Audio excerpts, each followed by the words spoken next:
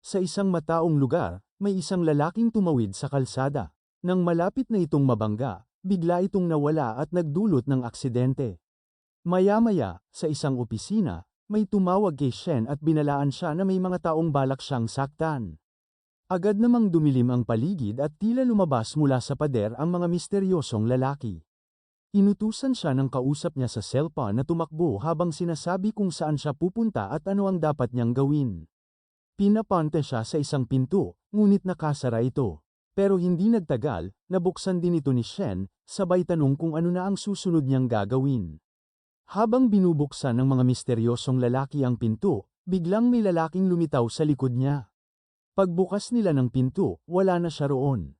Tinakasan siya ng lalaking ito, pero hindi nagtagal, agad pa rin siyang nahanap ng mga kalaban. Kaya todo bilis siya upang maprotektahan ang babae. Inatake siya ng mga kalaban, pero agad namang nawala sa kanilang paningin si Shen, pinasok pala siya ng kasama niya sa isang cell. Sabay sugod sa kalaban, isa-isa niya itong inatake gamit ang hand-to-hand combat. Pero hindi lang pala basta-basta ang mga ito dahil may tinatagong kapangyarihan rin sila, kagaya niya. Agad nalipat ang laban sa ere, kung saan nagpalitan sila ng matitinding atake. Ngunit bigla siyang tumalsik nang may dumating na mas malakas na kalaban. Dahil dito, agad siyang nagseryoso. Nag-rage ang kalaban at binuhat ang isang buong building gamit lang ang kanyang utak, sabay balibag sa kanya. Pero kalmado lang si Shen. Winasak niya ang building at hinulma ito upang maging isang cube, na labis na nagpagulat sa kanyang kalaban.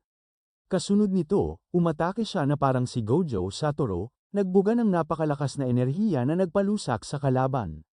Maya-maya, agad siyang nag-teleport sa isa pang kalaban. Sinubukan siyang atakihin ito, pero agad niyang pinasok ito sa kanyang domain sabay atres ng oras.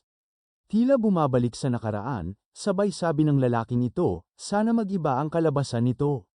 Bigla namang nagising si Shen sa kanilang opisina, na tila walang nangyari. Nakalimutan ni Shen ang mga pangyayari, pero nasa kanya pa rin ang relong inilagay sa kanya ng misteryosong lalaki, patunay na totoong nangyari ito. Ilang araw ang lumipas. Nasa club si Shen at natalo siya sa kanilang palaro. Dahil dito, nabunutan siya ng parusa, at ang kailangan niyang gawin ay aminin kung sino ang taong gusto niya. Nang marinig ni Wang ang parusa kay Shen, agad siyang nag-react. Kaya naman, napasabi ang mga kasama niya, assuming mo naman. Sa tingin mo ba may gusto sa'yo si Shen? Agad namang nagpanik si Wang at sinabing, hindi. Kahit na matagal na kaming magkakilala, hindi ko alam kung sino ang gusto niya. Sumagot naman ang isa nilang kasama na may halong yabang, oo nga. Huwag kayong mag-alala kay Wang. Walang magkakagusto dyan, lalo na ang kasing ganda ni Shen. Ang mga ganoon kay Shen ay nararapat para sa mga gwapong kagaya ko. Pero agad silang pinigilan at sinabing, hindi kayo ang magpapasya niyan, kundi si Shen lang. Nahihiya si Shen, pero pinilit siya ng mga kasama nila kaya wala na siyang nagawa. Biglang tumitig si Shen kay Wang na ikinagulat nito. Pero laking gulat ng lahat nang sabihin ni Shen. Ang lalaking gusto ko ay si Wang Ziexu. Hindi makapaniwala ang lahat, isang napakagandang babae, may in love sa isang pangit at talunan. Pero pinanindigan ni Shen ang sinabi niya at idinagdag pa, hindi ako nagbibiro. May gusto na ako sa kanya simula elementary pa lang. Samantala, si Wang naman ay hindi makakilos at natulala sa sobrang pagkabigla. Hindi nagtagal, kumalat agad ang balita na may gusto sa kanya si Shen. Dahil dito, hinunting siya ng mga gang na may gusto kay Shen at pinagbugbog. Kinuha nila ang cellphone ni Wang at tinawagan si Shen, sabay ipinakita ang malubhang kalagayan nito. Pero sumisigaw si Wang, huwag kang mag-alala, Shen. Sa pagitan lang namin ito. Huwag kang makialam dito. Pero sobrang nag-alala si Shen, lalo na't nakikita niyang binubugbog ang lalaking mahal niya. Binalaan ng mga gang si Wang, sa tingin mo ba, pwedeng maging kayo ni Shen? Buhay mo ang nakataya rito. Alam mo na ang dapat mong gawin, layuan siya. Alam kong matalino ka, kaya alam mong tama ako. Pero sumigaw si Wang, nagkakamali ka. Ikaw, o kahit sino pang kagaya mo, ay hindi karapat-dapat naligawan si Shen. Sabay headbutt niya sa leader ng grupo. Pero bigla siyang nahulog sa isang napakalalim na ilog. Sobrang kinabahan ng mga lalaki dahil sa takot na baka napatay nila si Wang. Agad nilang tinawag ang pangalan niya, pero walang sumasagot.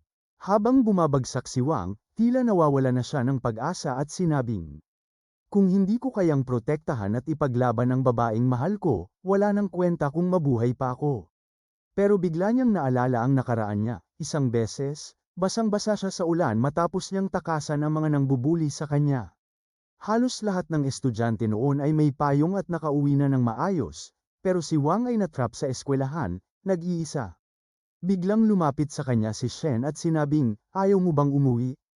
Umuwi tayo ng magkasama, pero agad tumanggi si Wang. Kaya naman pinagalitan siya ni Shen, bakit?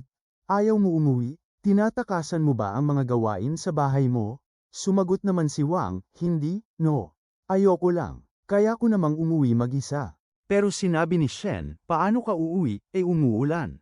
Sumagot si Wang, ayos lang. Hihinto rin naman yan. Agad namang napansin ni Shen ang mga sugat ni Wang at nag-alala. Kaya agad niyang nilagyan ito ng band-aid at hinaypan ang sugat, na siyang nagpagulat at nagpamula sa mukha ni Wang. Ngumiti si Shen at sinabing, maraming salamat, Shen. Samantala, nawawala na ng hangin si Wang sa ilalim ng tubig, pero bigla siyang nagkalakas ng loob nang may makita siyang umiilaw na cube sa ilalim. Pinuntahan niya ito at nang hinawakan niya, biglang pumasok ang cube sa kanyang katawan. Sa isang iglap, bigla siyang na-teleport sa isang universal time warp. Hindi nagtagal, nakita na lang niya ang sarili niyang tila nasa kalawakan at nakapasok sa isang malaking cube. Biglang may nagsalita, isang mekanikal na boses mula sa system, at sinabing, pag nasa radius ka ng 15 meters, maaari kang mag-teleport kahit saan mo gusto. Hindi pa siya nakaka-react sa narinig nang bigla niyang mapansing lumulutang siya sa loob ng cube. Sobrang natakot si Wang, pero bigla siyang na-teleport ulit. Samantala, ang mga gang na naghanap sa kanya ay nagkakagulo pa rin. Hindi nila alam na si Wang ay bigla na lang napadpad sa isang classroom. Nagulat muli si Wang nang biglang magsalita ulit ang system sa ulo niya. Pwede mong isunod-sunod ang activation ng space teleportation. Lalong nagpanik si Wang nang marinig ito, lalo na nang sabihin ng system na nasa loob ako ng katawan mo. Nagbabala ang system na may paparating na tao. Napalunok si Wang. Pagbukas ng pinto ng lalaki, wala siyang nakita, pero may bakas ng tubig sa sahig. Pag-uwi ni Wang, abot pa rin ang tawa ni Shen.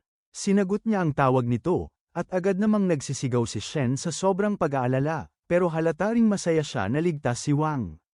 Sinabi ni Wang, nasa bahay na ako. Pero nag-aalala pa rin si Shen at nagmungkahi na isumbong sa pulis ang mga nanggulpi kay Wang.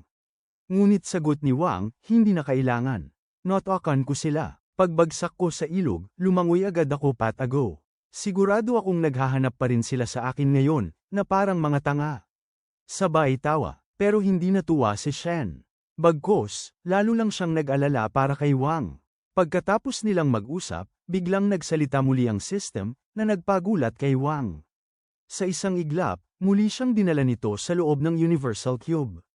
Napakaraming tanong ang bumalat sa isip ni Wang. Kaya naman, ipinaliwanag ng system na dahil nagkaroon siya ng contact sa Super Cube, siya ang na-appoint bilang user nito at may kakayahang gumamit ng Ultimate Universal System.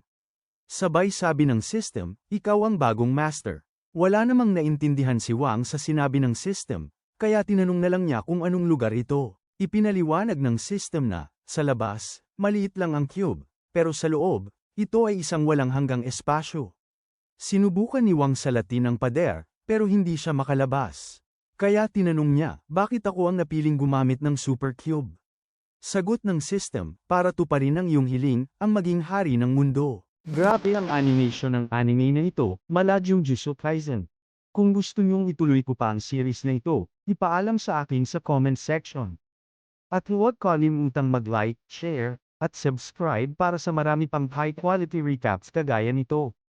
Kita-kits sa susunod, mga ka-recap.